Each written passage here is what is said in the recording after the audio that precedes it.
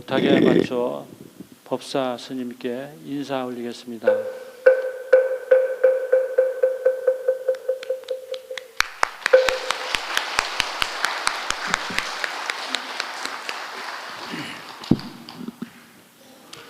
안녕하셨습니까?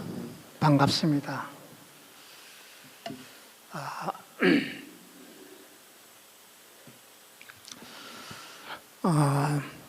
7월 달인가요?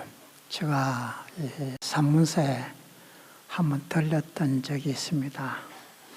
그래서 여기서 한 3일 저녁 자고 그렇게 했는데 그 주지스님께서 임시법회에 한번 좀 참석을 해서 신도님들께 좋은 말씀을 해주시면 좋겠다고 하는 그런 그 요청을 받아들였습니다. 그러나 그러고 나서 뭐 이런저런 뭐 또 일정이 있어가지고 참석을 하지 못하고 원래 10월 달에 오려고 그렇게 계획을 잡아들였는데 공교롭게 또 뭐 다른 또 일정이 겹쳐져 가지고 오지를 못하고 오늘은 아까 그 회장님께서 말씀을 하셨습니다만은 종정 큰 스님 70일에 생신날이다 보니까 또 오기가 조금 그랬어요. 그러나 10월 달에 약속을 했던 걸 내가 못 오게 되니까 송구스러운 마음에 며칠 전에 전화를 받고 그럼 뭐 큰 생신 마치고 아침 행사 마치고 가면 되겠다 하는 생각을 갖고 설응락을 했습니다. 구인사에서 7시 반에 대중들이 모여가지고 종려스님께 하례 인사를 올리고 또 아침 공양을 마치고 나니까 8시 한 10분쯤 됐더라고요. 그래서 와가지고 준비해가지고 8시 20분에 떠나니까 여기 딱 2시간 걸려서 왔습니다.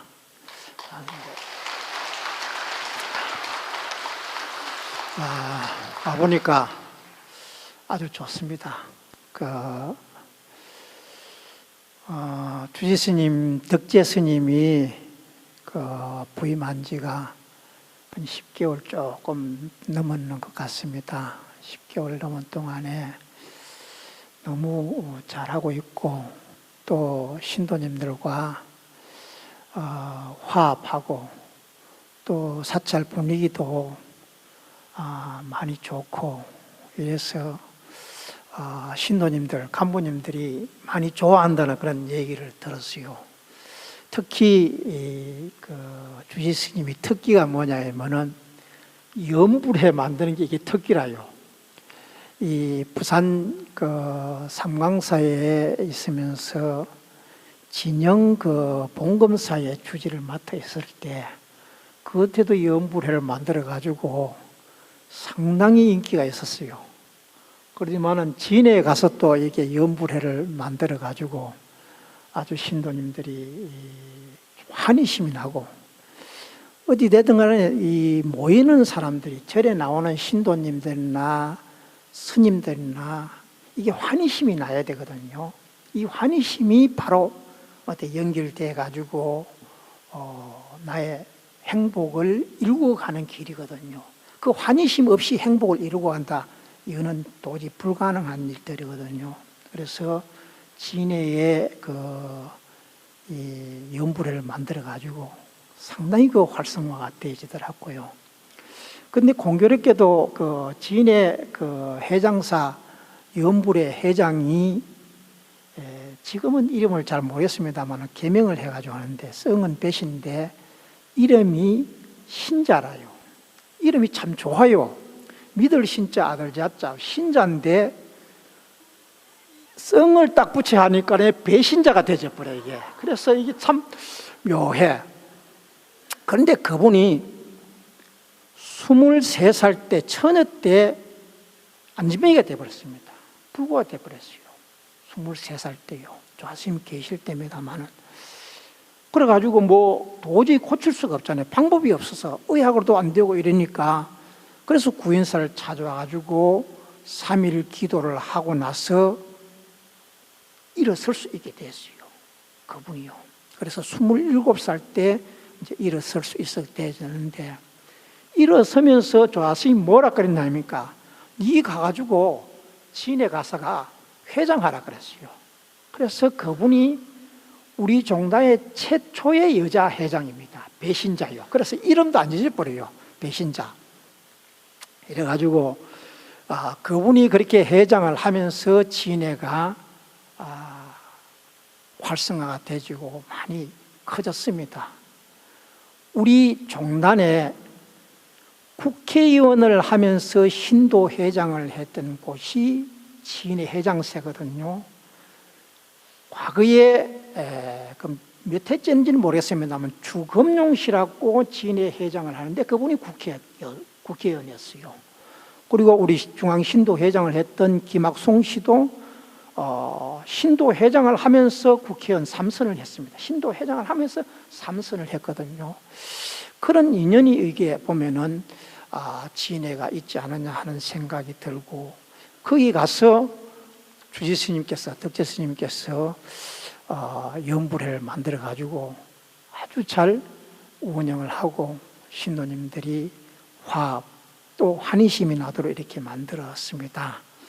그 인연이 쌓이고 쌓아가지고 이 강원도의 도청 소재지 이 산문사에 와서 주지를 하면서 또 이런 큰 좋은 일을 많이 하고 있지 않느냐 이렇게 생각돼서 주지스님 너무 거룩하다 하는 생각을 갖고, 뭐 여러분들도 그렇게 생각하시죠? 그럴 겁니다.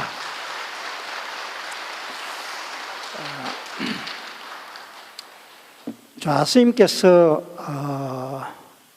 천태종을 중창을 하시면서, 우리가 중창이라고 하는 얘기를 자꾸 이렇게 많이 하는데 저는 이렇게 생각을 합니다. 절대 중창이 아니다 이렇게 봅니다. 종단을 창종했다 이럽니다. 만들었다 이게 봅니다. 물론 우리가 천태종이라고 하는 그런 종 이름 때문에 중창이라는 얘기를 많이 씁니다만은 대한불교 천태종이지 중국에 만들어졌던 국청사에서 만들어졌던 천태종은 결코 아니다고 이렇게 보거든요.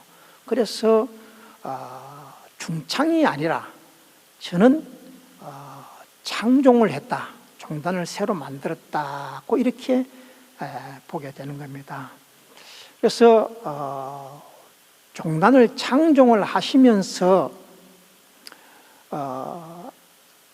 종단의 이념으로 3대 지표와 3대 강령을 마련했습니다. 이 3대 지표와 3대 강령은 어찌 보면은 인간 중심이다 하는 겁니다. 다른 신의 중심이라든가 어떤 스님들의 중심이 아닌, 출가인들의 중심이 아닌 재가인들과 출가인들과 모든 사부대중이, 정말 사부대중 이외에 비신자든 신자든 간에 이 모든 사람들에게 대한 인간 중심의 불교가 바로 이 3대 지표와 3대 강령에 다 포함되어 있다, 저는 그렇게 보고 싶습니다. 그래서 이 종단을 창종을 하시면서 3대 지표와 3대 강령을 만들면서 서원을 하는 것이 있습니다. 그 서원을 했던 것이 선언문에 잘 나타나 있다고 이렇게 보는 겁니다. 그러면 선언문을 한번, 좌스님께서 창종을 하시면서 선언문을 말씀을 하셨는데 그 선언문을 한번 우리가 살펴보게 되면은 한마음 기울여 이랬습니다. 그러면 쭉 한번 제가 읽어보면은 한마음 기울여 무한 생명의 구현체이신 구원실성, 구원실성이라는 것은 스가모니 부처님을 얘기합니다. 스가모니 부처님이든 어느 부처님이든 부처님을 얘기합니다. 그 한마음이라고 하는 그 자체도 한마음 기울여 무한 생명의 구현체이신 구원실성이라 했으니까 한마음 그 자체도 부처다 이겠죠. 우리는 깨달음이라고 하는 것은 다른 곳에서 주워오는 것이 아니거든요. 다른 곳에 있는 것을 내가 가져오는 것도 아니고 얻어오는 것도 아니고 뺏어오는 것도 아니고 하는 거거든요. 그러면 내가 가지고 있는 그 자체가 부처다 하는 거죠. 그래서 한마음이라는 겁니다. 한마음 그 자체가 뭐냐? 바로 부처라고 하는 거죠. 다른 망상이 이끌려 있으면 그 망상에 의해 가지고 우리는 아무것도 볼 수 없습니다. 본래까지 볼 수 없습니다. 그 망상 때문에.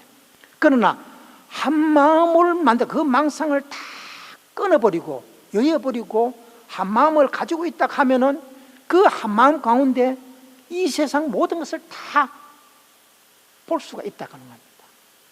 대화를 볼 수가 있다는 겁니다.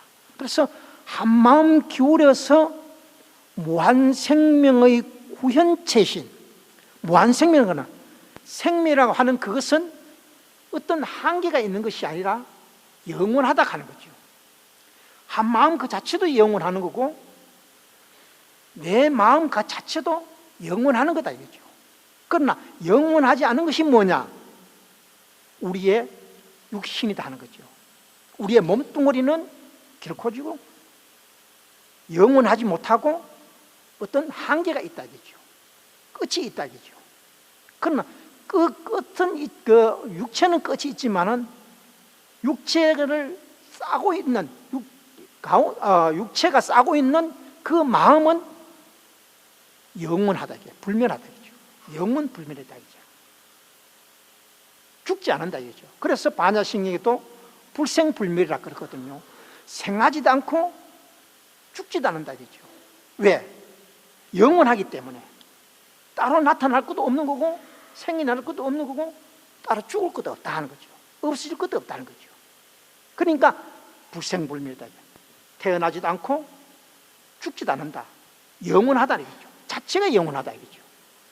그런데 우리는 육안으로 안이비설신으로 봤을 때 눈으로 보고 했을 때 우리는 보이는 것이 중요한 거죠.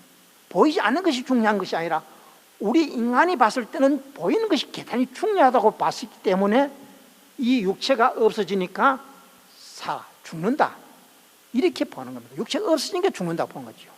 그러나 실상 육체가 싸고 있는 것은 바로 주인이다 이죠. 그 주인이 뭐냐? 마음이라는 거죠. 그러니까 그 마음이 구현체이다 이죠. 어떤 구현이냐? 구원실상 부처님의 실체다 하는 거죠. 무한생명이 죽지 않는 영원한 것이 바로 부처다 하는 겁니다. 그 구원실성과 무한생명의 본체인 실상모법 연화경에 기여하며 우리 종단의 그 소위경진이 묘법 연화경이죠. 그런데 스가모니 부처님께서 깨달으신 이후에 많은 경을 설했습니다. 많은 경을 설했지만은 그 경을 설했지만은 맨 마지막에 열반하실 때 하시기 전에 8년을 무슨 설법을 했나? 묘법 연화경을 설법을 하셨거든요. 이 경은 어느 부처님께서 깨달으셔가지고 경을 설하더라도 연화경을 설하더라도 다 똑같습니다. 우리가 칠불통계라고 하는데 7 부처님이라 그러잖아요. 7 부처님께서 공통적으로 말씀하시는 얘기가 뭐냐면은 제약막작하고 중선봉행하야 자정기하면은 심형불교라 그랬거든요. 모든 악을 짓지 말고 선을 받들어 행하라. 그렇게 하면서 뭘 해야 되냐? 마음을 깨끗하게 하라 이거죠. 자정기심하라. 내 마음을 깨끗하게 하라 이거죠. 그것을 이름하여 불교라고 한다고 했습니다. 그럼 7 부처님의 공통적인 말씀입니다.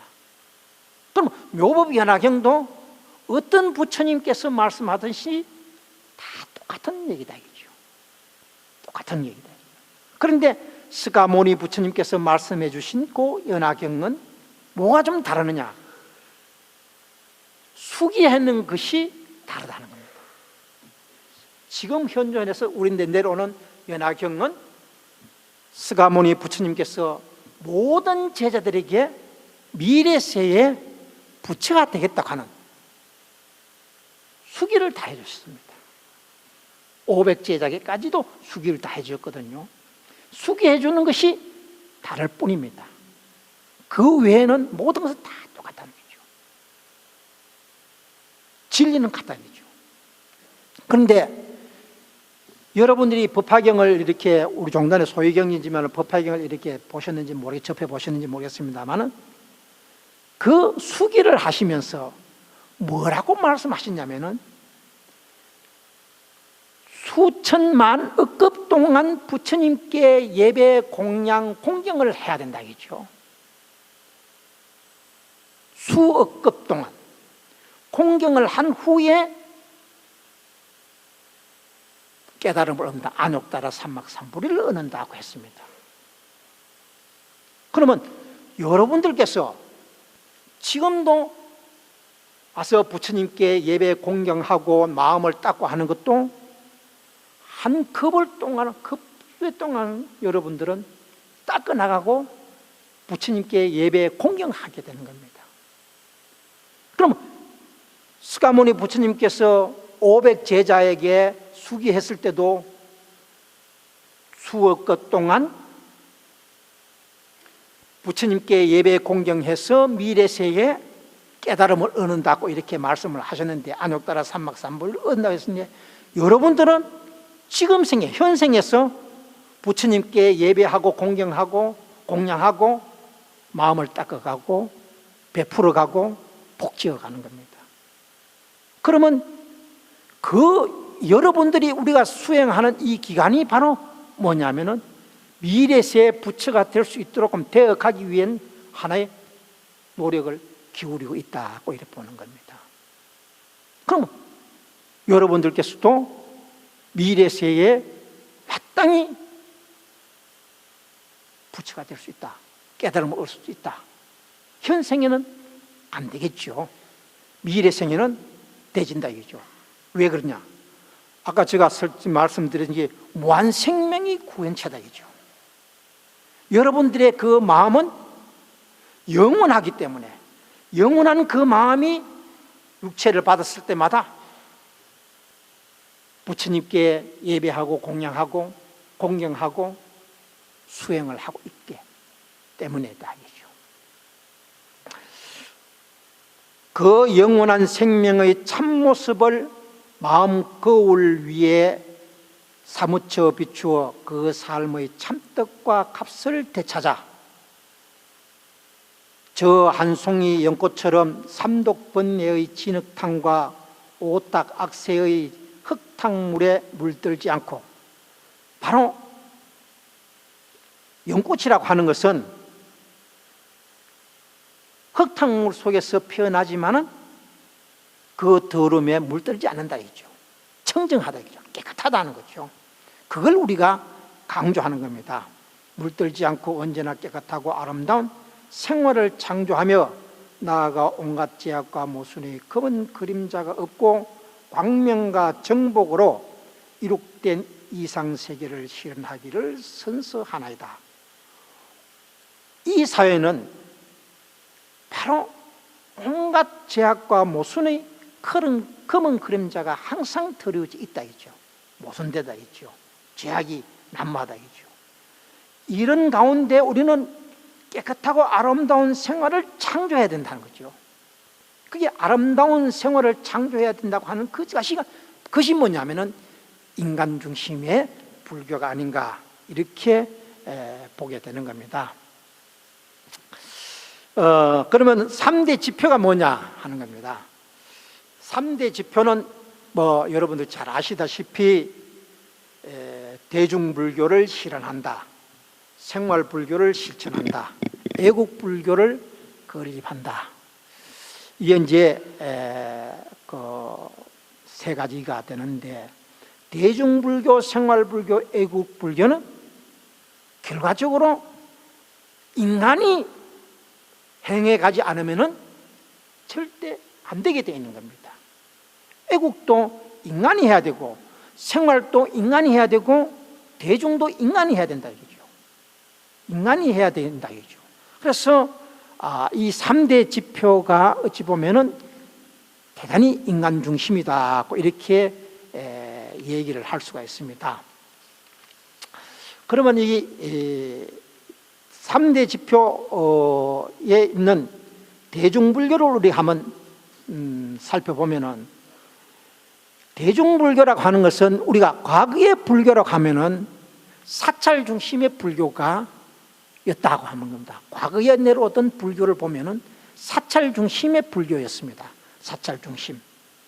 또 출가 중심의 불교다 하는 겁니다. 또 염세주의에 대한 불교다. 그러니까 사회를 떠나버리고 그 다음에 출가해서 사찰 중심의 불교를 우리가 과거의 불교라고 이렇게 보는 겁니다. 그래서 그럼 가람 중심의 불교라고 하면은, 대중불교를 실현하기 위해서는 가람 중심의 불교라고 하면은 이 가람 중심의 불교를 대중으로 끌어들여야 되겠다, 끌어내야 되겠다는 겁니다. 민중 중심의 불교가 되어져야 되겠다. 사찰 중심이 아닌 우리가 모두가 다 신앙생활을 할 수 있고 불교를 믿을 수 있고 어디나 부처님을 모실 수 있는 그런 중심의 불교가 되어져야 된다고 하는 겁니다. 그래서 사찰 중심이가 아닌, 불교가 아닌 민중, 사회로 나온 불교를 해야 되겠다고 하는 겁니다. 또 두 번째, 출가 중심의 불교에서 제가 불교의 중심을 해야 되겠다는 겁니다. 여기 한 가지 예가 뭐냐면은, 과거의 안거는, 동안거나 하안거, 안거는 스님들 중심으로 안거를 했던 겁니다. 스님들 중심으로 사찰에서 4월 보름날 시작해서 7월 보름날 끝나고 10월 보름에 시작해서 1월 보름에 끝나거든요. 이래서 동안거, 하안거를 이렇게 하는데, 우리는 하안거, 동안거를 어떻게 합니까? 신도 중심의 하안거, 동안거를 하고 있거든요. 그러니까 이것을 출가한 사람들의 중심에서 제가자의 중심으로 불교를 해야 되겠다고 하는 겁니다. 그 다음에 염세주의 뭐야? 이 세상이 귀찮아가지고, 이 세상에 염증이 나가지고 떠나야 되겠다는 그런 중심의 불교가 아닌, 정말 모든 중생을 구제해야 되겠다고 하는 그런 중심의 불교가 되어야 되겠다는 겁니다. 그 예를 보면은, 구인사라고 하는 이름을 여러분들이 가만히 한번 살펴보세요. 참 이건 이렇게 지을 수가 없거든요. 다른 사람들을 보면은 우리가 구인사라 이러니까 뭐라 하냐니까 9구자에다가 사람 인자 이래가지고 많이 구인사에다가 편지를 이렇게 보내오더라고요. 구인사 이러니까 9구자를 이렇게 많이 써요. 또 아니면 구할구자를 이렇게 많이 씁니다. 그런데 구인사는 구원할 구자에다가 인간, 사람 인자가 아니고 어질인자다 이거죠. 어질인자. 그러면 이 세상 모든 사람을, 중생들을 구원한다 이게, 구해주는 것만 아니라 구원한다 이거죠. 구원이라고 하는 것은 어떤 큰 원을 세워가지고 다 구제해주는 그런 의미가 담겨 있는 거거든요. 일체 모든 사람들을 큰 원을 세운다 이거죠. 그러면 이 법화경에 보면은 부처님께서 이 세상에 오신 것은 어떤 이유로 하냐면은, 이 세상에 온 것은 인연에 의해서 왔다 이거죠. 인연에 의해서. 인연, 우리가 1대4 인연, 그냥 인연이 아니고 1대4의 인연이다 이거죠. 큰 사업을 하기 위해서 오는 것이다 하는 겁니다. 큰 사업. 그 사업이 뭐냐? 우리가 사찰을 짓는 것을 또 부처님을 모시고 하는 것을 뭐라 그러냐면 불사라 그러잖아요. 불사라 그러거든. 그러니까 부처님을 위한 큰 일이다 이러거든요. 큰 일을 불사라 그러거든. 부처님을 위한 큰 일을 불사라 그런 겁니다. 그러면 일대사의 인연이라고 하면은 한 번 와서 큰 일 때문에 오지 않으면 안 된다겠죠. 그 사업이 뭐냐? 그 오지 않으면 안 될 그 사업이 뭐냐? 바로 중생구제 사업이다 하겠죠. 중생구제 사업을 위해서 이 세상에 오셨는 겁니다. 이것을 일대사 인연이라 그래요. 일대사 인연. 그래서 이 구인사가 그 뜻은 바로 이 세상의 모든 중생들을 구원을 해서 구제를 해서 원을 세워서 구제해서 어떻게 만드냐? 어질게 만든다. 착하고 어질게 만든다는 겁니다. 그래서 어질인자다죠. 이 세상 모든 사람을 구해가지고 어질게 만든다겠죠. 그럼 한번 어지러지면은 떨어지겠습니까? 안 떨어집니까? 안 떨어진다 이거. 그냥 구해주면은 착하고 어질지 않도록 구해놓으면은 또 악으로 또 돌아갈 수 있는 겁니다. 또 나쁜 짓으로 돌아갈 수 있는 거거든요. 그러나 구해가지고 어질게 만들어 놓으면은 어지러진다고 하면은 성인이 되어진다고 하면은 더 이상 밑으로 떨어지지는 않는다는 겁니다. 그런 의미가 여기에 담겨 있지 않느냐 생각됩니다. 아까 출가 불교에서 제가 불교로 이런 얘기를 말씀을 드렸는데 또 가람 불교에서 민중 불교라 했는데 제가 저도 이제 어떻게 보면은 인간으로 태어나게 되면은 조상이 있을 수밖에 없잖아요. 출가한 사람도 조상이 반드시 있습니다. 그래서 지난번에 그 대구 경북 종친에서 저를 이렇게 초청을 했어요.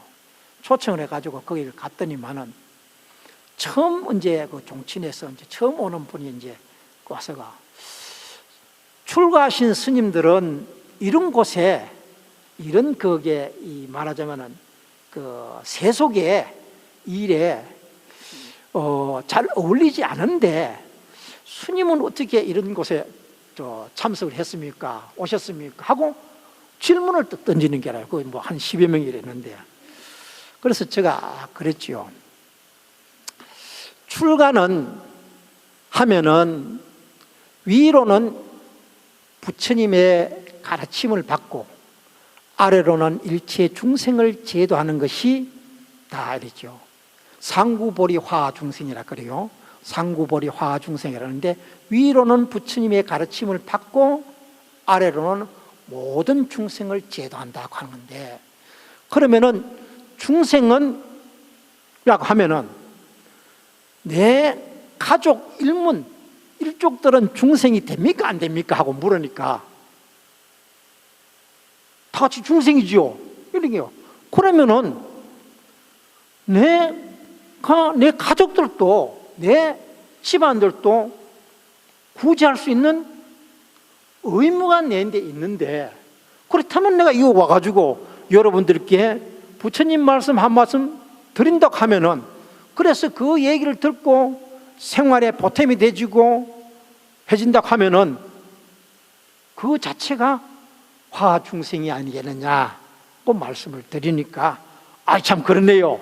이렇게 그 얘기를 하더라고요. 그래서 어찌 보면은 우리 종단은 이 그 출가를 해도 내 가족들을 어떤 생활의 보탬이 되어지는 게 보태들을 만들어주는 것이 아니라 정신적으로 깨우쳐가고 정신적으로 튼튼한 기둥이 되어줄 수 있도록 해주는 것이 우리 천태종의 어떤 신앙 방법이 아니겠느냐 이렇게 우리가 생각을 할 수가 있는 겁니다.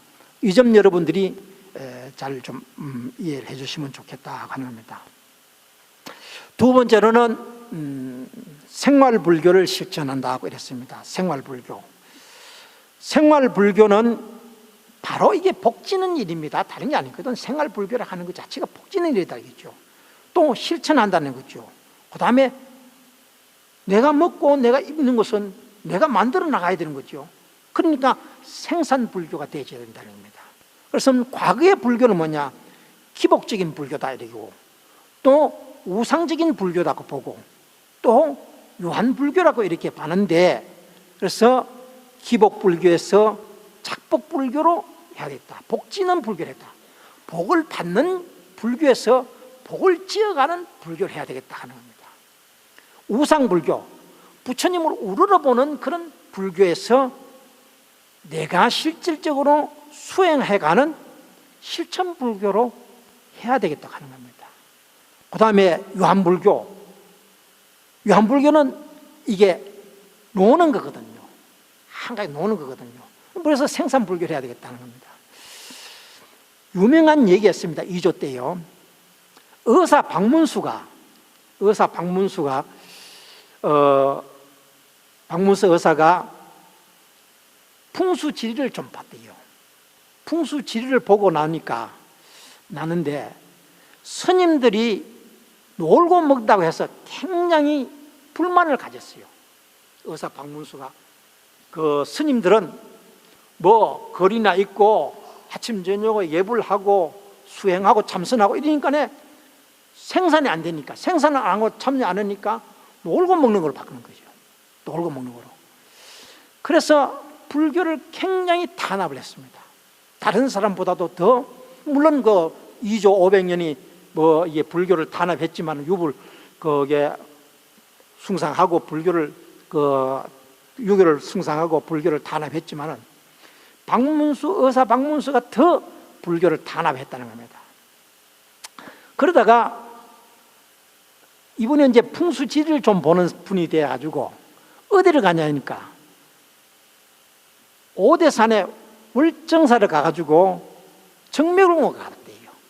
오대산 정밀봉 중대암에 정밀봉을 가가지고 내려다 보니까 기가 막히거든. 이렇게 좋은 자리가 없거든.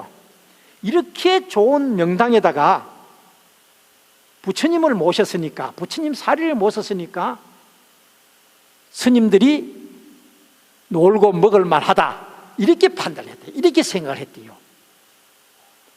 아마 우리나라에 이 풍수지리설로 봐가지고는 오대산 그 정멸공만큼 좋은 자리가 없다고 그렇게 얘기를 하거든요. 하는데 그 조상을 그다가 이렇게 좋은 자리에 모셔놨으니까 스님들은 놀고 먹어도 되지 않았냐 이렇게 생각을 하고 그 후에 불교 탄압을 적게 했다라는 얘기가 있습니다. 실제 스님들은 놀고 먹는 건 아니거든. 놀고 먹는 것 같지만은 아침 저녁으로 예불을 하고 경을 읽고 수행하는 것은 이게 눈에 보이지 않지만은 다 국가의 국운을 융성하도록 만들고 일체 모든 중생들에게 자비를 베풀어주는 그런 실천 수행을 하고 있는, 실천하고 있는 거거든요. 그게요. 자비를 베풀어주는.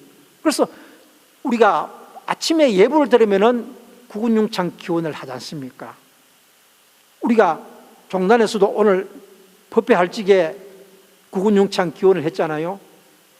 첫째, 대한민국이 잘되도록 해달라. 대통령이 정운 대통령을 해서 나라를 잘 다스리게 해달라. 그 다음에 군경장관들이 무은장구해서 우리 나라를 잘 지켜주고 우리 국민들 재산과 생명을 보호해달라. 잘 보호해달라. 그 다음에 네 번째, 우순풍조 국태민안.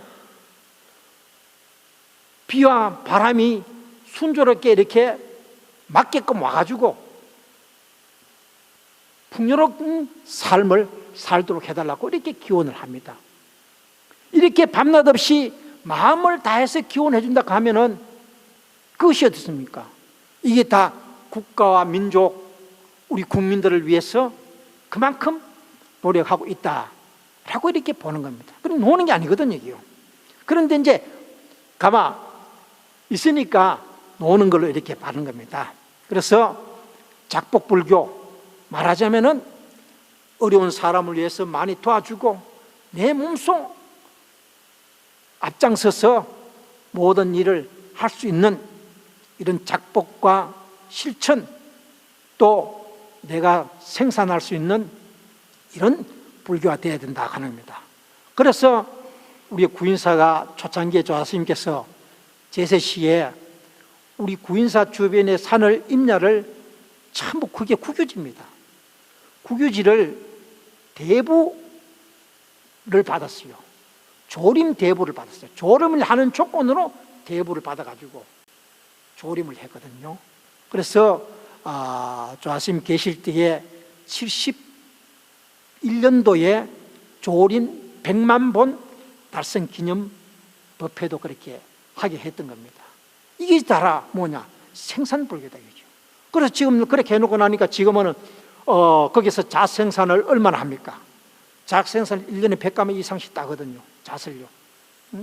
이것도 하나의 큰 생산하는 불교가 되어지는 겁니다. 그래서 구인사 자체에서부터 그렇게 생산불교를 함으로 인해서 그것을 본받아 가지고 우리 신도님들 각자가 다 생산에 힘쓸 수 있도록 해야 된다 이거죠. 우리가 국가가 경쟁력이 뭡니까? 생산이 많아야 국가 경쟁력이 되어지는 거거든요. 어찌 보면은 우리가 50년 초에 6.25 사변을 겪고 정말 보릿고개를 해서 70년대 들어서 우리가 새마을 운동을 해서, 새마을 운동이 뭡니까? 생산하자는 거거든요. 모든 걸 많이 생산하자는 거예요. 내 노력해서 생산하자는 거예요. 그래가지고 나서 지금은 참 고인력들이 나와가지고 고제품들 생산해가지고 세계에 그래도 10대 국가가 되지 않습니까? 요즘 보니까 미국에서 그러더라고요. 한국이 가장 투자할 수 있는, 그게 기업할 수 있는 조건이 세계에서 7번째래요. 세계에서요. 우리나라가 세계에서 하면은 땅덩어리를 치면 몇 번째 되겠습니까? 100번째 넘어가요. 이거는 그런 나라인데, 이게 세계에서 기업하기 가장 좋은 나라가 7번째라 하면은 이거는 우리가 피땀을 흘려서 노력한 결과입니다. 실천하는 결과고 또 생산을 했던 그런 결과가 아닌가 이렇게 생각이 됩니다. 세 번째는 애국불교를 건립한다. 애국불교는 우리 국민이 바른 국민이 되어져야 된다는 겁니다. 바른 인간이 되어져야 된다는 겁니다. 바른 인간이 되어지지 않으면 안 돼요. 그래서 국민 도의 재건에 주력한다. 우리 국민 스스로가 도덕이 있어야 된다는 겁니다. 도덕이 없으면 애국불교를 만들어갈 수가 없습니다. 그래서 우리가 국민 도의 재건에 주력해야 되는 것은 바로 우리 자신이 도덕적으로 완벽한 인간으로 만들어 가도록 해야 되겠다 하는 거죠. 이것을 보면 우리가 그 국민 도의 재건이 뭐냐면은 바로 십선 수행이다 하는 겁니다. 십선. 우리가 십선 실천 대회도 아마 춘천에서 얘기 아마 했을 겁니다. 십선 실천을 했는데 그 십선 실천이 바로 살생을 하지 말고, 도둑질을 하지 말고, 사음을 하지 말고, 이것은 몸으로 짓는 것이죠. 업이죠. 그 다음에 입으로 짓는 것은 불망어, 말을 함부로 하지 말고, 불기어, 불량설, 불학구. 그 다음에 이건 말로서 짓는 거고 입으로 짓는 거고, 그 다음에 또 우리가 정신적으로 짓는 것은 탐욕심, 진해, 사견, 이런 것을 탐진치를 우리가 멀리하는 거다 이거죠. 이게 바로 우리가 국민 도의 재건에 하는 목표가 되지 않겠나 하는 겁니다. 사회정화운동에 노력한다. 이 사회정화운동은 참 좋은 일이라고 이렇게 보거든요. 여기에 걸려들지 않도록 꼭 우리가 해야 된다는 거죠. 저는 이렇게 생각합니다. 우리가 전두환 대통령의 군사 저걸 해서 12.12 사건을 이래가지고 대통령이 국보위 위원장을 할 적에 이 사회중앙운동 차원에서 이게 저거 하다 보니까 했는데, 그때 많은 사람들이 피해를 입고 저거 했겠지만은 구인사도 이래 보면은 그런 것이 정말 참 잘 됐다 하는 생각이 들어요. 왜냐하면 영춘에 우리 그때 두 사람이 술 먹으면 행패를 부리고 깡패를 하는 사람이 있었어. 엄청나게 우리가 피해자였어. 그런 사람들이 붙들려 가가지고 갔다 오디만은 이거 새로운 사람이 돼가지고 왔더라고요. 새로운 사람이요. 이런 것이 이게 정화운동이 아니겠냐. 새로운 삶을 이끌어갈 수 있는 운동. 과거를 우리가 살펴보고 과거를 뉘우치고 새로운 삶을 이끌어갈 수 있는 그런 운동, 이게 필요하다. 이거 보면 어떻게 보면은 새마을 운동이 이런 예도 하나 되지 않겠냐 생각이 됩니다. 그 다음에 세 번째는 복지사회 건설에 이바지한다. 요즘 정부가 복지사회를 굉장히 중요시하고 있고, 또 앞으로도 이 복지라는 것은 반드시 해 나가야 될 그런 부분이 아닌가 생각됩니다.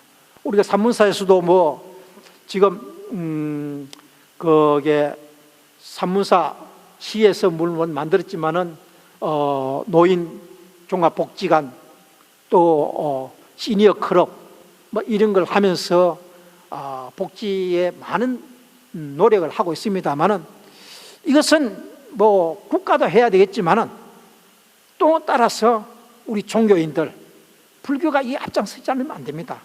왜 그러냐면은 한국의 정신적인 지주가 뭡니까? 정신이 뭡니까? 바로 불교에서부터 시작되었다고 봅니다. 나중에 또 다음에 말씀드리겠습니다만 말씀 먼저 드리면은 민족 중흥 과업에 실현한다고 하는 겁니다. 이 민족 중흥의 과업을 실현한다고 하는 것은 뭐냐면은 한국의 문화입니다. 한국의 정신이다 이거죠. 복지는 바로 우리가 한국의 문화를 만들어가는 겁니다. 또 한국의 이 정신적인 이 한국의 정신이 불교에 기반을 두고 있다라고 하는 것은 누구나 다 부정할 수 없을 겁니다. 그런데 한국 불교가 왜 이렇게 침체되어 있고 하느냐는 거죠. 한국의 불교가 침체되어 있는 원인은 저는 이렇게 봅니다. 첫째, 대중화가 되지 못했다 하는 겁니다. 대중화가 되지 못했다는 거죠. 생활화되지 못했다고 하는 겁니다. 또 교육에 힘쓰지 못했다. 교육에 힘쓰지 못했다. 또 의료, 복지에 힘쓰지 못했다고 하는 겁니다.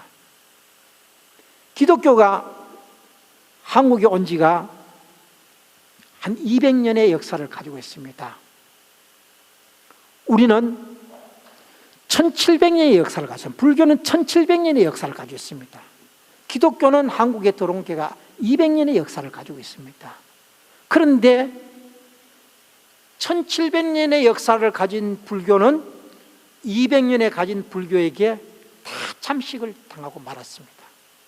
왜 그랬습니까? 바로 대중화, 생활화되지 못했다고 하는 겁니다. 교육에 힘쓰지 못했다고 하는 거죠. 의료, 복지에 힘쓰지 못했다고 하는 겁니다. 그래서 불교가 사회로부터 외면을 당했습니다. 거부당했습니다. 그러다 보니까 불교는 점차 쇠퇴해질 수밖에 없습니다. 산중에 그냥 남아있고 대중으로 들어오지 못했기 때문에. 그런데 기독교는 들어오면서 뭐 했습니까? 학교 지었죠. 병원 지었죠. 복지시설을 만들었죠. 기독교가 들어오면서부터 뭐 했습니까? 들어오면서부터 한국의 불교의 이 정신 문화를 뺏어가기 위해서 그것부터 시작했는 거겠죠. 그래서 지금 한국의 학교가 70%가 천주교 기독교 학교입니다. 70%가요. 여기에 우리는 밀려있는 겁니다. 그 다음에 병원 거의 한 50%가 기독교 병원입니다. 기독교 천주교 병원들일 겁니다. 복지사업도 마찬가지입니다. 복지사업. 옛날 6.25 사변 이후에 과원 같은 거 누가 만들었습니까? 전부 그것들 만들었거든요. 과원들, 양로원. 지금 우리가 정신을 많이 차려가지고 학교도 지금 많이 짓고 있습니다. 대학교도 지금 우리가 동국대학교 있죠. 금강대학 있죠. 위덕대학 있죠. 지금 해서 또 만들어가고 있습니다. 자꾸 만들어가고 있습니다. 고등학교도 지금 많습니다. 초등학교도 많이 있고요. 지금 우리 금강대학교만 하더라도 지금 졸업생을 배출한 지가 11년째가 됩니다. 금년에 배출하면요. 그런데 행정고시 합격하는 사람들도 지금 2사람 나왔지요. 금년에 1차 시험에 8명이 됐어요. 8명이 됐어요. 거기서 뭐 한 2-3사람 나올는지 모르겠습니다만 그 정도 나오거든요. 공무원 시험에 충청남도에서 뽑는 6급 공무원 시험에 매년 우리가 했습니다. 딱 한 번 실패를 하고요. 10년 동안 딱 한 번 실패하고 매년 금강대학에서 배출됐습니다. 금년에 뭐 그 10명 정도 8명이 행정고시 합격됐으니까 얼마 나올는지 모르겠습니다만 금년에 공무원 시험도 20 몇 명이 쳐가지고 11명이 지금 합격이 됐다 그래요. 공무원 시험이에요. 그래서 충청남도에서는 지금 학교마다 금강대학을 따라잡기 위해서 무단히 노력을 하고 있는 모양이라 지금요. 그래서 앞으로 이런 것도 많이 좋아지지 않겠나 이렇게 생각이 되지고, 제가 부산에 81년도에 부산 상광사 주지를 가가지고 83년도에 유치원을 만들었을 때 부산에서 사찰해서 만든 유치원의 1호입니다. 83년도예요. 그런데 지금은 부산의 유치원이 100개가 넘습니다. 부산의 유치원 100개가 넘어요. 83년도에 상광사 유치원이 사찰의 1호였는데 제일 처음 만들어졌는데 지금 100개가 넘으니까 그만큼 많이 교육에도 힘쓰고, 또 우리가 복지가 불교의 복지가 얼마냐면 복지 그게 가지게 해가니까 1120개가 그렇대요. 대체적으로 불교 전체에 보면은 천주교가 만드는 게 120개 정도 되고 1200개 정도 되고 기독교가 한 1300개 정도 됩니다. 그래서 두 개만 합치면 1500개가 2500개 정도인데 우리가 지금 기독교 천주교를 합쳐서 반 정도 따라가고 있습니다. 앞으로 더 많이 할 겁니다. 이게 되어진다 하면은 앞으로 우리 불교가 정말 대중화되어지고 또 생활화되어지고 한다고 하면은 많은 분들이 불교에 더 귀의하지 않겠느냐 이런 생각을 이렇게 해보게 되는 겁니다. 3대 강령을 제가 말씀을 드리려고 하는데 어디 3대 지표를 얘기하다 보니까 시간이 너무 많이 가는데 간단하게 그러면 3대 강령을 말씀을 드리도록 하겠습니다. 3대 강령은 아까 제가 인간불교라고 했죠. 인간불교를 했는데 바로 자기 개발을 하는 겁니다. 3대 강령은 첫째가 밝은 자기의 개발이고, 두 번째는 밝은 생활을 창조하는 거고, 세 번째는 밝은 사회를 실현하는 거다 하는 겁니다. 그러면 자기 개발하는 것만 말씀을 드리겠습니다. 3대 강령의 밝은 자기의 개발이라고 하는 것은 이것을 찾아내야 된다고 하는 겁니다. 이거는 이미 우리가 다 가지고 있다겠죠. 가지고 있는데 우리는 안이비설신이로 눈으로 보고 귀로 듣고 코로 맛보고 하는 그런 안이비설신으로부터 육근으로부터 받아오는 그 감각으로 우리는 이 자기의 본 모습을 모르고 우리 거짓인 육체를 나로 보고 있는 겁니다. 육체는 아까는 유한이라 그랬습니다. 언젠간 없어질 것이라 그랬죠. 무한인 자기를 볼 줄 알아야 된다는 거죠. 그 자기를 볼 줄 알아야 되는데, 자성이라고 하는 것은, 이건 자성이 바로 뭐냐? 바로 무한하는 겁니다. 영원하는 거다겠죠. 자성은 본래 청정하다 이겠죠. 깨끗하다 하는 겁니다. 더럽지 않다 이겠죠. 깨끗하는 겁니다. 자성은요. 이걸 우리가 볼 줄 알아야 된다는 거죠. 그 다음에 자성은 본래 진실한 겁니다. 거짓된 것이 아니다겠죠. 자성은 본래 거짓이 아니고 진실하다는 겁니다. 자성은 본래 슬기롭다, 지혜롭다는 겁니다. 자성은 본래 지혜를 가지고 있다겠죠. 또 자성은 본래부터 자비스럽다겠죠. 자비하다겠죠. 모든 것을 다 품어할 수 있는 그런 능력, 성품을 가졌다겠죠. 자성은 본래 복과 덕이 구족하게 갖춰져 있다고 하는 겁니다. 구조가 갖춰져 있다겠다. 그러면 우리가 부처님께 귀의할 적에 뭐라 합니까?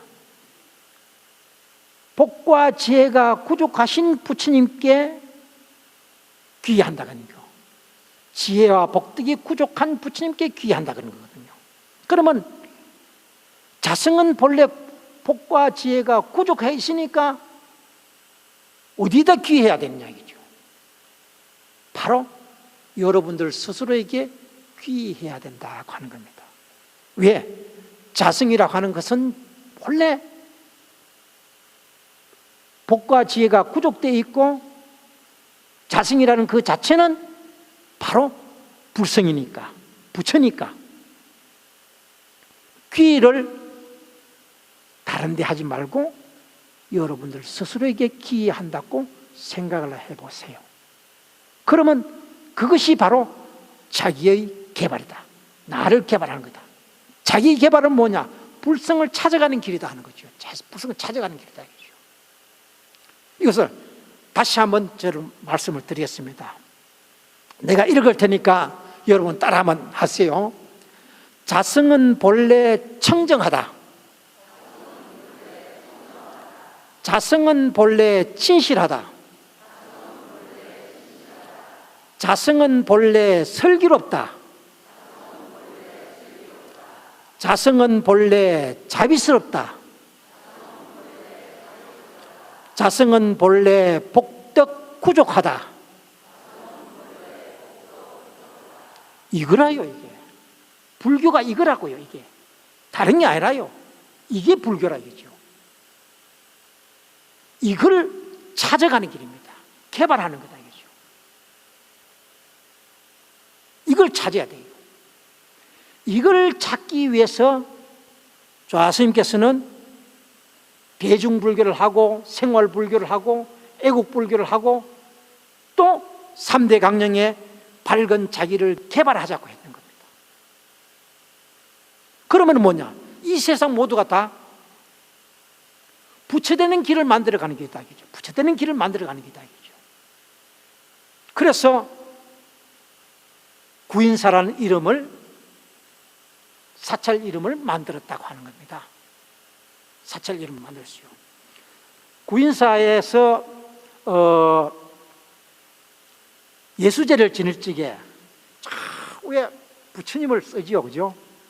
쓰면은 그 부처님이 명호가 몇 가지인지 압니까? 그 쓰는 게 만 가지입니다. 만 부처님의 명호를 구인사에 써 넣고 하는 겁니다. 부처님의 이 명호만 하더라도 많이 넘습니다. 그런데 헤아릴 수가 없이 많다는 겁니다. 헤아릴 수가 없다기죠. 부처님 명호가 헤아릴 수가 없다기죠. 여러분들도 우리가 여러분들을 보살님 하는 거는 보살을 하는 이름을 여러분들이 붙일 수가 없어. 왜 붙일 수가 없느냐? 십지를 보면은 지옥, 아기, 축생, 수라, 인천, 성문, 영각, 보살, 부처님 이렇게 보거든요. 10가지 지위를 놓고 봤을 때 제일 밑에 처하는 것이 지옥이라, 악이고 축생이고 수라고 인간이고, 인간이 5번째라, 그 다음에 천상이고 성문, 영각, 보살님, 부처님이라. 보살님이 부처님 다오래, 미래의 부처가 될 수 있는 분을 보살이라 그러거든요. 왜 그러면 여러분들을 보살님하고 부르느냐? 원하는 겁니다. 원입니다. 이게 원이요. 서로 원하는 게요. 왜? 미래의 부처님이 되어 주십사 하고 원하는 것이 바로 여러분들을 보살님 불러주는 거거든요. 이게요. 그냥 불러주는 게 아니라요. 미래의 부처가 되라고 보살님 불러주면은 여러분들이 몸과 마음, 행은 어떻게 되느냐? 바로 청정해지고 진실해야 되고 설계로해야 되고 자비해야 되고 하는 겁니다. 복덕이 구족되어야 된다 하는 거죠. 이게 되어야 된다 하는 거죠. 이렇게 될 수 있도록 우리는 뭘 해야 되냐? 관음정진을 많이 해야 됩니다. 관음정진. 그냥 이게 되어지는 게 아니에요. 안다고 되어지는 건 아니래요. 마음작용이 문제다기죠. 마음작용. 이 마음작용을 관세음보살을 부르면서 마음작용을 한번 살펴보라겠죠. 조화 스님께서 설법하실 때 뭐라 하셨냐?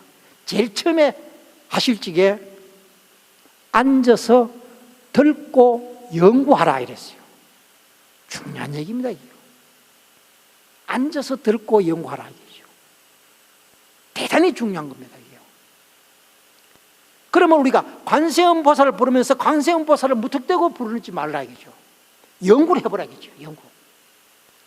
내 관세음보살을 부르면 왜 이런 마음이 생기고 왜 저런 마음이 생기고 왜 번뇌망상이 오고 때로는 마음이 깨끗해지느냐 하는 것을 연구를 해보라겠죠.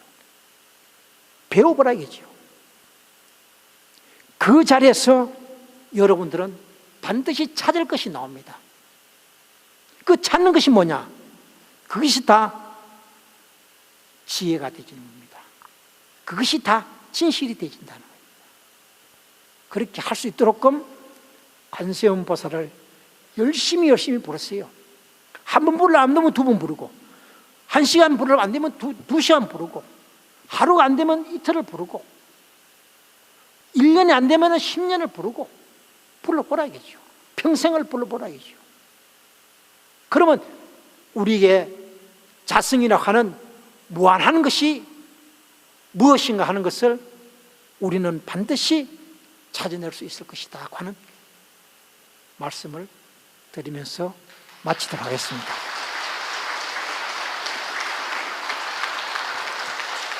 감사합니다.